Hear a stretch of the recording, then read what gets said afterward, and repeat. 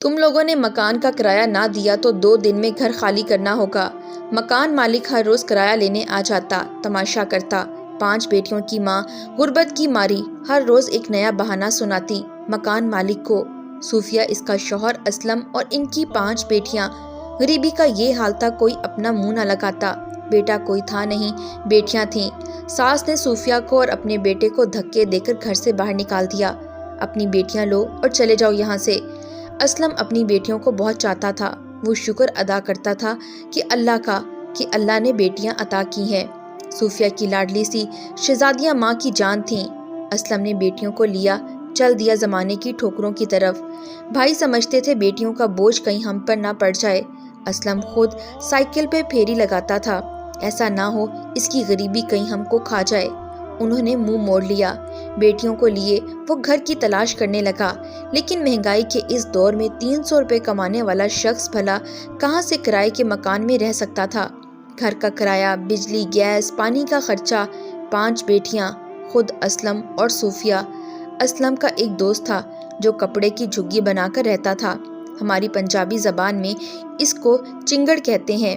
یوں اسلم کا ایک دوست تھا، اس نے کہا، چھوڑ کرائے کا گھر، ہمارے ساتھ آجا، 2000 کا کپڑا ملے گا، ایک جھگی بنا لے، وہاں گزارا کر۔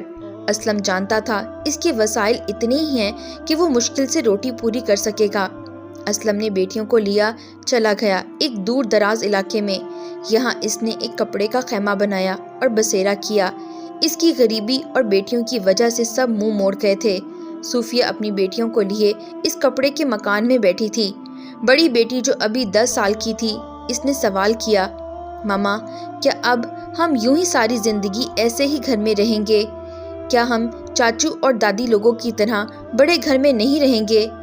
ماں نے بیٹی کے سر پر ہاتھ رکھا، میری بچیوں، تم اسکول جاؤ گی نا، دل لگا کر پڑھو گی، اور جب تم بڑی ہو کر ڈاکٹر اور وکیل بن جاؤ گی نا تو ہم بھی بڑے گھر میں رہیں گے۔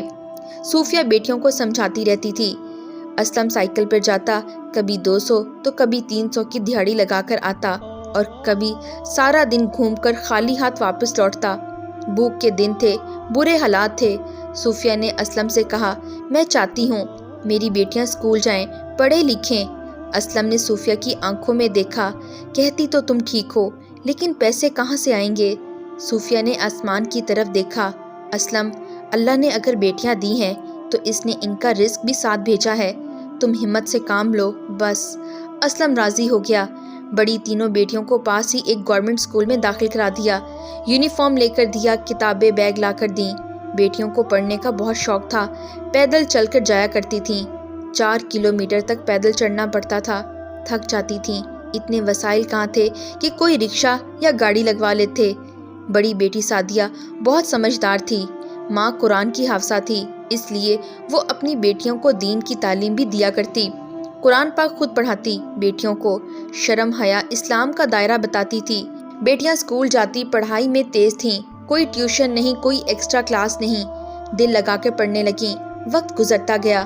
اسلم نے سائیکل سے ایک ریڑھی بنا لی، گھر میں ایک بھینس رکھ لی۔ صوفیہ بھینس کو چارہ ڈالتی، اس کا دودھ نکالتی، دودھ بیچتی۔ زندگی ایسے مقام پر تھی جہاں شاید کوئی جانور بھی رہنا گوارا نہ کرتا۔ بارش ہو رہی تھی، طوفانی بارش تھی۔ وہ کپڑے کا خیمہ کب تک بارش برداشت کرتا؟ خیمے کے اندر پانی چلا آیا، اوپر سے پانی ٹپکنے لگا، سب کچھ بھیگ گیا۔ بیٹیاں بڑے بڑے گھروں کو دیکھ رہی تھیں، دل میں ہزاروں سوالات تھے، کیوں یا خدا ہمیں ایسی زندگی عطا کی؟ 2 دن تک بارش رہی، کھانا بنانے کو جگہ نہیں تھی، اسلم پھیری لگانے جا نہ سکا۔ 2 دن تک وہ بھوکے رہے، بھینس کا دودھ نکالتے، اسے پی کر گزارا کرتے۔ لوگ بڑی بڑی گاڑیوں پہ ان کے خیمے کے پاس سے گزرتے، کون جانتا تھا اس خیمے میں رہنے والے لوگ کس حال میں ہیں۔ کچھ لوگ بازاروں کی طرف چل دیے تھے سموسے پکوڑے کھانے، کچھ برگر پیزے کی طرف چل دیے۔ لوگ بارش انجوائے کر رہے تھے، لیکن صوفیہ اور اسلم، ان کی بیٹیاں، بھوک سے بلک رہی تھیں۔ آسمان کی طرف دیکھتے ہوئے بولے، یا اللہ رحم کر ہم پہ، ہم بے سہارا لوگوں کا بھرم رکھ لے، ہم پر ہماری طاقت سے زیادہ بوجھ نہ ڈال۔ بارش تھم گئی، سب کچھ بھیگ چکا تھا۔ تیسرے دن سورج کی کرنیں نکلی تھیں۔ صوفیہ نے بھیگتے ہوئے کپڑے، باقی چیزیں دھوپ میں نکال کر رکھی تھیں۔ بھوک سے برا حال تھا۔ صوفیہ نے 2 دن بعد کھانا بنایا، سب نے جو بھی روکھا سوکھا تھا کھایا، اللہ کا شکر ادا کیا۔ پاس گندگی کا ڈھیر تھا، جس جگہ پر ان کا خیمہ لگا ہوا تھا۔ لوگ کسی غریب کو کپڑے کا خیمہ بھی کہاں لگانے دیتے ہیں۔ صوفیہ حالات سے لڑتی رہی، وہ بہادری سے زمانے کی ٹھوکریں کھا رہی تھی۔ وہ اپنے شوہر اسلم کی ہمت تھی، وہ جانتی تھی اگر کمزور پڑ گئی تو اسلم ہار جائے گا۔ اس نے پھٹے کپڑے پہنے ہوئے، ٹوٹی جوتی پہنی ہوئی، وہ اسلم کے کندھے سے کندھا ملا کر چلتی رہی۔ لوگ ان کو فقیر کہا کرتے تھے، ہر آنے والا ان کو فقیر کہتا، گاؤں میں فقیر سے پہچانے جاتے تھے۔ بیٹیاں بہت خوبصورت تھیں، ان کی اسکول میں پڑھائی جاری تھی۔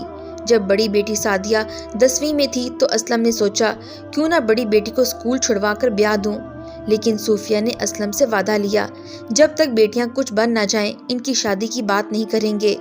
اسلم بھی تو یہی چاہتا تھا، بیٹیاں کل کو بیٹی پیدا کرنے گھر سے نکالی نہ جائیں، اگر نکالی بھی جائیں تو وہ ہماری طرح جانوروں جیسی زندگی نہ گزاریں۔ سعدیہ میٹرک میں تھی، اس سے چھوٹی شافیہ 9ویں میں اور چھوٹی 7ویں میں، اس سے چھوٹی 5ویں میں، سب سے چھوٹی سوم کلاس میں۔ سب بیٹیاں پڑھ رہی تھیں۔ اسلم جیسے بھی کر کے اپنی بیٹیوں کو پڑھا رہا تھا۔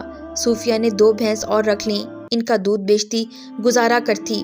کبھی کھانے کے پیسے ہوتے، کبھی بھوکے سو جاتے۔ اسلم کے سگے بہن بھائی 10 سال گزر گئے، انہوں نے کبھی حال تک نہ پوچھا تھا کہاں گیا اسلم بیٹیوں کو لے کر، کہاں دھکے کھا رہا ہوگا، زندہ بھی ہے یا مر گیا۔ حقیقت بھی تو یہی ہے، بھلا کسی غریب کا بھی کوئی بنتا ہے۔ اسلم کو گاؤں والوں نے کہا تم گاؤں کی نالیاں صاف کر دیا کرو، ہم تم کو مہینے کا 10,000 دیا کریں گے۔ ہائے فارس، باپ کی محبت پر قربان جائے۔ اسلم بہت خوش ہوا، اس نے کہا ٹھیک ہے، میں پورے گاؤں کی نالیاں صاف کیا کروں گا، آپ مجھے 10,000 دے دیا کرنا۔ بیٹیوں کی محبت میں ہاتھ میں جھاڑو اور کوبے کا پھاوڑا لیے وہ گندگی سے بھری نالیاں صاف کرتا، پھیری پر بھی جاتا۔ چند پیسے آنے لگے، وہ تھک ہار جاتا تھا، لیکن صوفیہ اس کی ہمت نہ ٹوٹنے دیتی تھی۔ گاؤں والوں نے ان کو ایک گھر دیا، وہ یہاں مفت میں رہ سکتے تھے۔ اسلم کپڑے کے گھر سے نکلا، ایک پکے گھر میں چلا گیا۔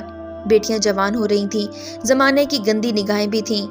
اسلم جیسے پورے گاؤں کا نوکر تھا، کسی کا کام ہوتا اسلم کو بلوا لیتے، وہ اسلم سے خاک ہو گیا، مٹی میں مل گیا، بس چاہتا تھا بیٹیاں کچھ نہ کچھ بن جائیں۔ یہاں آج کے زمانے میں لڑکیاں عشق محبت میں مبتلا تھیں، یہاں لڑکیاں ٹک ٹاک پر ناچ رہی تھیں، یہاں گھر سے بھاگ کر شادی کر رہی تھیں۔ وہاں اسلم کی 5 بیٹیاں اسلام کی سچی بیٹیاں بن کر ابھر رہی تھیں، ان کی آنکھوں میں حیا تھی، غریب تھیں لیکن نماز کی پابند تھیں۔ سب بہنیں فجر کی نماز میں اٹھ جاتی تھیں، نماز ادا کرتی تھیں، پھر سب بہنیں قرآن کی تلاوت کرتیں، ماں کے ساتھ ناشتہ تیار کرواتی، پھر اسکول کی تیاری کرتیں۔ بڑی بیٹی سعدیہ کالج میں جاتی تھی، گاؤں سے دوسری لڑکیاں بھی جایا کرتی تھیں، سعدیہ بھی ساتھ چلی جاتی۔ چھوٹی بیٹی بھی 10ویں میں تھی، وہ بھی اگلے سال کالج جانے کا سوچ رہی تھی۔ اسلم بہت خوش تھا، اس کی بیٹیاں اس کا غرور تھیں، رات کو بیٹھی پڑھائی کر رہی تھیں۔ سب سے چھوٹی بیٹی کلثوم بڑی بہن کے پاس آ کر بیٹھ گئی۔ آپی، ٹیچر کہہ رہی تھی سائنس میں ایڈمیشن لینا ہے، آپ کو ٹیچر بلا رہی تھی اسکول۔ سعدیہ نے کہا ٹھیک ہے، میں کل کالج سے چھٹی کر کے تمہارے اسکول آؤں گی۔ سعدیہ اسکول گئی، ٹیچرز بہت خوش تھیں، بتا رہی تھیں آپ کی بہن پڑھائی میں بہت اچھی ہے، ہم چاہتی ہیں کہ یہ بیالوجی میں ایڈمیشن لے، لیکن اس کو ٹیوشن پڑھانا ہوگی، اگر آپ گھر پر پڑھائیں تو ٹھیک ہے، نہیں تو اسکول میں کسی ٹیچر سے پڑھا سکتے ہیں۔ سعدیہ خود گھر میں ٹیوشن پڑھاتی، محلے کے کافی بچے بھی ٹیوشن پڑھنے آ جاتے، وہاں سے بھی کچھ پیسے مل جاتے سعدیہ کو۔ بابا کی داڑھی اب سفید ہو چکی تھی، باپ بوڑھا ہو چکا تھا، لیکن ابھی سفر لمبا تھا۔ ماں صوفیہ اب کمزور ہو چکی تھی۔ سعدیہ نے BEd کیا، اللہ کا کرنا ایسا ہوا سعدیہ نے گورنمنٹ ٹیچر کے لیے اپلائی کیا، اللہ کے کرم سے سعدیہ ٹیچر بھرتی ہو گئی۔ ماں بہت خوش تھی، گاؤں والے تعریف کرنے لگے، اسلم فقیر کی بیٹی اسکول میں ٹیچر بھرتی ہو گئی۔ ماں اللہ کو یاد کر کر رونے لگی، اللہ نے کرم کیا۔ اسلم بوڑھا باپ سعدیہ کو سینے لگا کر رونے لگا، میری بچی میری جان، اللہ تمہارے نصیب اچھے کرے۔